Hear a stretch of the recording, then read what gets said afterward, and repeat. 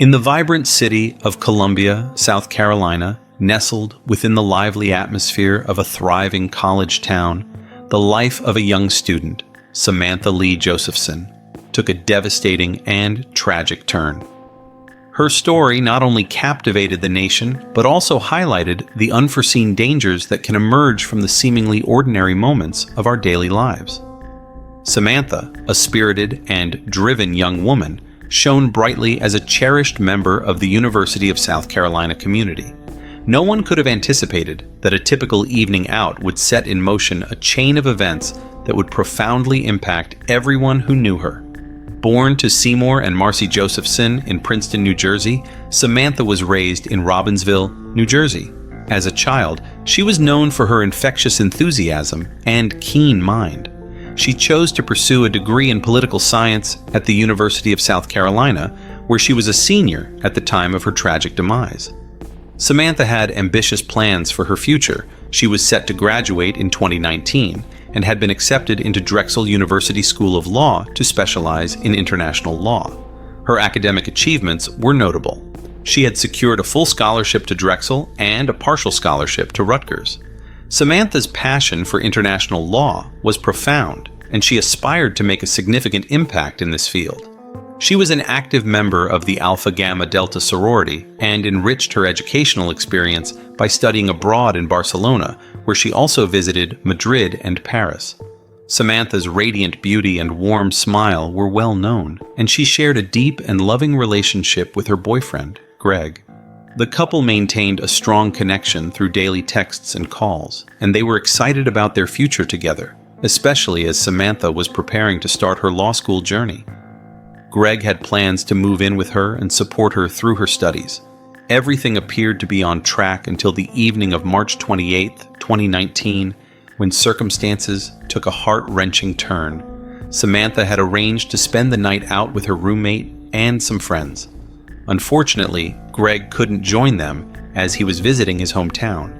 Nevertheless, he encouraged Samantha to enjoy the evening despite a recent family illness that had left her feeling somewhat downcast. The night out seemed like the perfect distraction to uplift her spirits. Tragically, Samantha never returned to her apartment after that night. The sequence of events that unfolded on March 29, 2019, led to an outcome that shattered the lives of her loved ones and served as a poignant reminder of the vulnerabilities that can accompany even the most routine activities. Samantha and her friends spent the evening hopping between various bars in Columbia, South Carolina, ultimately ending up at Bird Dog Bar, a popular spot in the bustling student area known as 5 Points. Despite the lively atmosphere and the company of her friends, Samantha found herself repeatedly texting her boyfriend, Greg. She was feeling particularly vulnerable and asked him to make the 2-hour drive to Columbia to be with her for emotional support. They had plans to meet the following weekend, so Greg, hoping to reassure her, chose to stay put, but continued to engage with her through text messages to keep her spirits up. As the night wore on, at around 2 a.m., Samantha decided it was time to head home. She pulled out her phone and used an app to call an Uber, a common practice among her peers for a safe ride home after a night out. While waiting for her ride, she had one last conversation with Greg around 2:04 a.m., telling him she was on her way back to her apartment and that she had called an Uber. This was a routine Samantha had followed many times before, relying on the convenience of ride-sharing services to navigate the city safely. Moments after her Uber request, a car pulled up at the curb. Security cameras in the area captured Samantha approaching the vehicle, only to find it was not her Uber, but another driver picking up different passengers. After a brief interaction, she stepped back to wait on the sidewalk.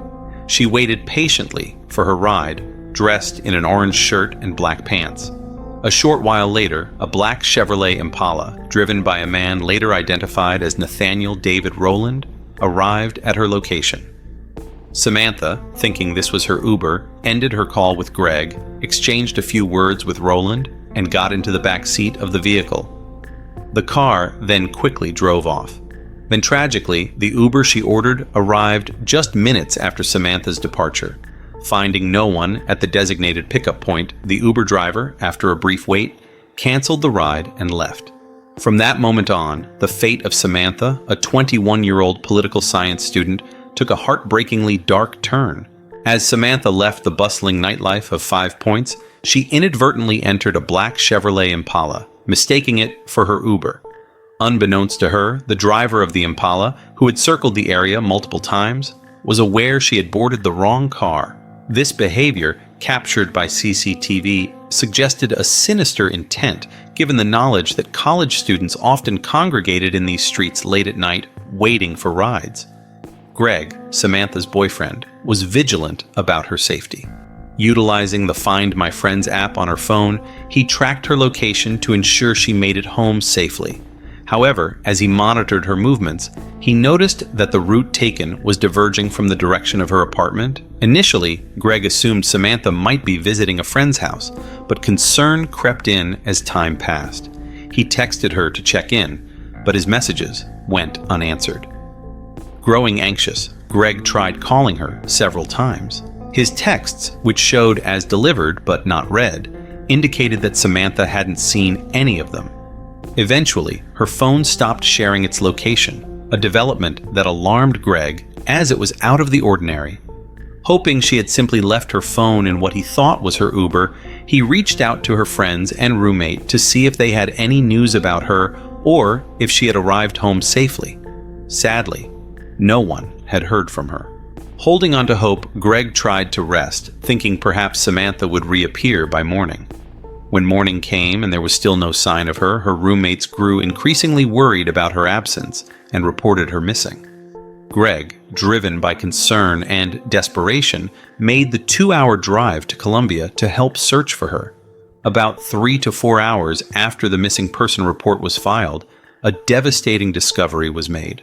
A group of turkey hunters found the body of a young woman in a wooded area in New Zion, approximately 65 miles from 5 Points.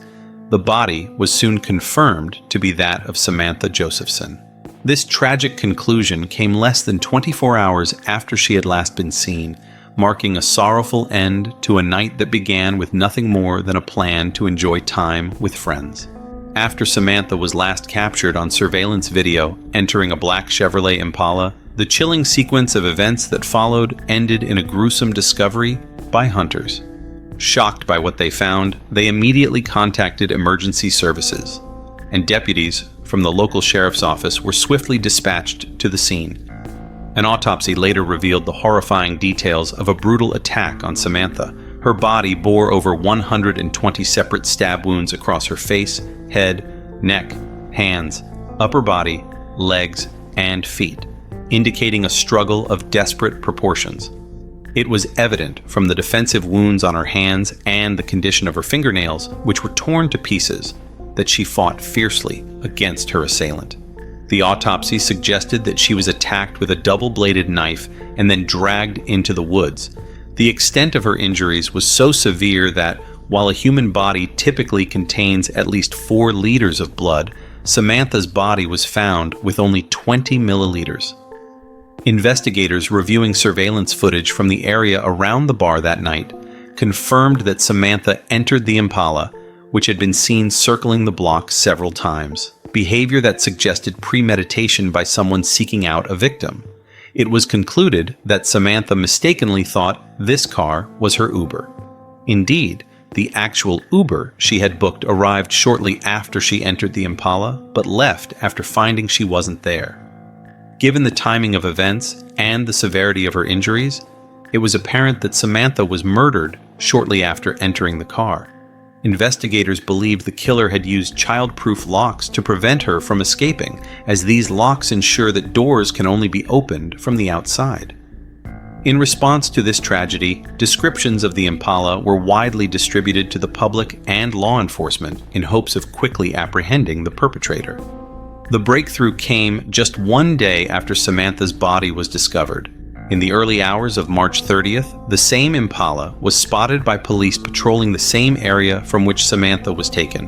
When the vehicle was pulled over, the driver immediately fled on foot. Following a brief chase, he was apprehended a few streets away and arrested, bringing a swift end to a harrowing search. When the police apprehended the suspect and checked his identification, they found they had detained a 24-year-old from New Zion named Nathaniel Rowland. Upon inspecting the car, patrol officers noticed a child's car seat in the back, surrounded by apparent bloodstains. This alarming discovery prompted them to call for backup, suspecting they were at a crime scene. Homicide detectives soon took charge, meticulously searching the vehicle. They found significant amounts of blood on the passenger seat and in the trunk, and a bloody footprint on one of the rear windows. They also discovered Samantha's cell phone on the floorboards. It emerged during the investigation that Rowland had tried to sell the phone at a pawn shop earlier that day, but had declined the offer of $125, leaving the phone in the car.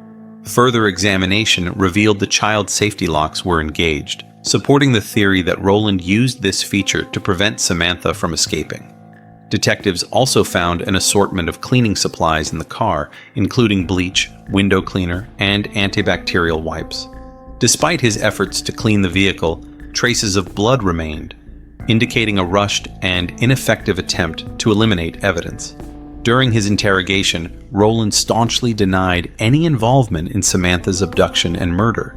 Despite the mounting evidence against him, he maintained his innocence. A subsequent physical examination of Rowland revealed traces of Samantha's DNA under his fingernails. Strangely, none of his DNA was found on her body, an unusual occurrence given the circumstances. However, detectives concluded that this detail aligned with the nature of the crime they suspected: a sudden, violent attack.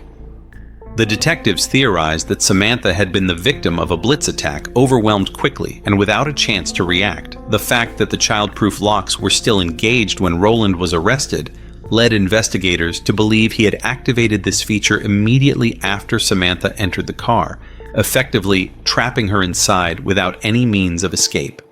Tragically, this left her completely vulnerable in her final moments. Samantha, who mistakenly believed she was getting into her Uber, was subjected to a brutal and unexpected attack. The assailant, wielding a double-bladed knife, inflicted multiple stab wounds on her. Caught off guard by the viciousness of the assault, Samantha struggled fiercely to fend off the blows, which is evidenced by the defensive wounds on her hands and the severely damaged state of her fingernails. The intensity of the attack likely prevented her from effectively scratching her attacker, which would have transferred his skin cells under her nails. After the horrific act, the perpetrator, identified as Nathaniel Rowland, drove to a secluded farmer's access road in New Zion, a location familiar only to locals, and disposed of Samantha's body in the nearby woods. He then returned to his life, spending the day posting on social media as if nothing had transpired. Rowland's proximity to the crime scene, his residence was only minutes away from where Samantha's remains were discovered, added to the compelling evidence linking him to the crime. Investigations into Rowland's background revealed that he was a regular church attendee and had been a student at South Carolina State University in 2017, although he did not graduate, and his current employment status was unclear. He had a criminal history, including a past felony arrest in October 2018 for obtaining property under pretenses. Additionally, there was an incident where Rowland and another man allegedly carjacked a woman. They assaulted her, forced her to withdraw money from an ATM, and then made her drive home, where they robbed her of more belongings, including a PlayStation 4. Although Rowland was not convicted for this robbery, he was known to have sold some of the stolen items. When detectives executed a search warrant at the apartment of Rowland's girlfriend, Maria Howard, in New Zion where he resided, they made more damning discoveries. In the trash bins behind the apartment, they found a sock and a bandana, allegedly belonging to Rowland, that was heavily stained with Samantha's blood. They also uncovered a white sheet with bloodstains, a roll of duct tape, and bleach wipes smeared with blood, all of which suggested a hurried attempt to clean up the evidence of a violent crime. In the investigation following Samantha Josephson's tragic murder, detectives discovered a two-bladed knife that appeared to have bloodstains. Subsequent tests confirmed that the blood on the knife, as well as on sheets inside the car and on bleach wipes, matched Samantha's DNA, further implicating Nathaniel Rowland in the crime. With evidence rapidly piling up, Rowland was charged with possession of a weapon during a violent crime, kidnapping, and murder. The trial that ensued in the summer of 2021 was an arduous ordeal for Samantha's family. Rowland pleaded not guilty, maintaining his innocence despite the overwhelming evidence laid out against him. His defense team argued that he was not the killer, emphasizing the absence of his DNA on Samantha's body as a key point in their case. However, the prosecution presented a compelling array of evidence. They showed CCTV footage of Rowland's car picking Samantha up in 5 points and highlighted the significant quantities of her blood found in his car, including her bloody footprint on the rear window of the vehicle. They also presented allegations that Rowland had attempted to use Samantha's bank card at an ATM shortly after her murder, and pointed out that cell phone tracking placed both their devices in the same location at the time of the crime. Additionally, Rowland's proximity to where Samantha's remains were found tied him further to the murder. A handwriting expert testified during the trial, analyzing a list found in Rowland's home that included items such as duct tape, gloves, a flip phone, gasoline, and matches. The expert confirmed that the handwriting likely belonged to Rowland, suggesting the crime had been premeditated. The prosecution called 31 witnesses, including someone who saw Rowland cleaning the weapon, the pawn shop owner he attempted to sell Samantha's phone to, and his ex-girlfriend, who testified that her daughter had found blood on her shoe after being in Rowland's car. In contrast, Rowland's defense did not call any witnesses, and none of his family members testified on his behalf. Despite the evidence and testimonies, Rowland continued to assert his innocence throughout the trial. During the trial of Nathaniel Rowland for the murder of Samantha Josephson, the jury deliberated for just 1 hour before returning a guilty verdict.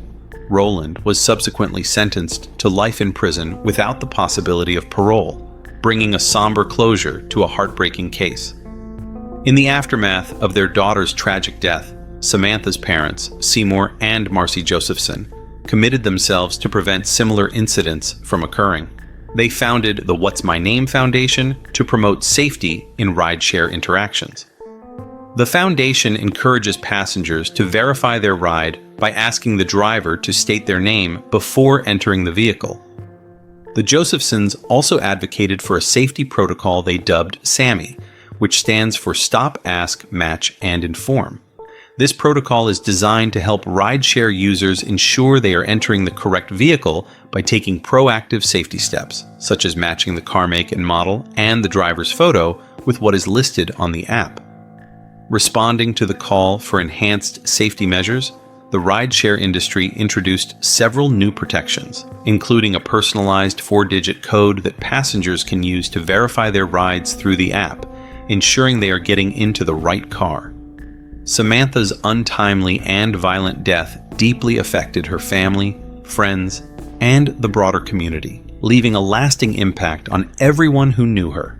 Her life, so full of promise and brightness, serves as a poignant reminder of the fragility of life and the importance of vigilance in everyday situations. May Samantha Lee Josephson's story inspire us all to look out for each other and strive for a world where safety and compassion are paramount. If you found this account moving, please leave a like and share your thoughts in the comments below. Don't forget to subscribe for more content and check out our other videos to stay informed and engaged.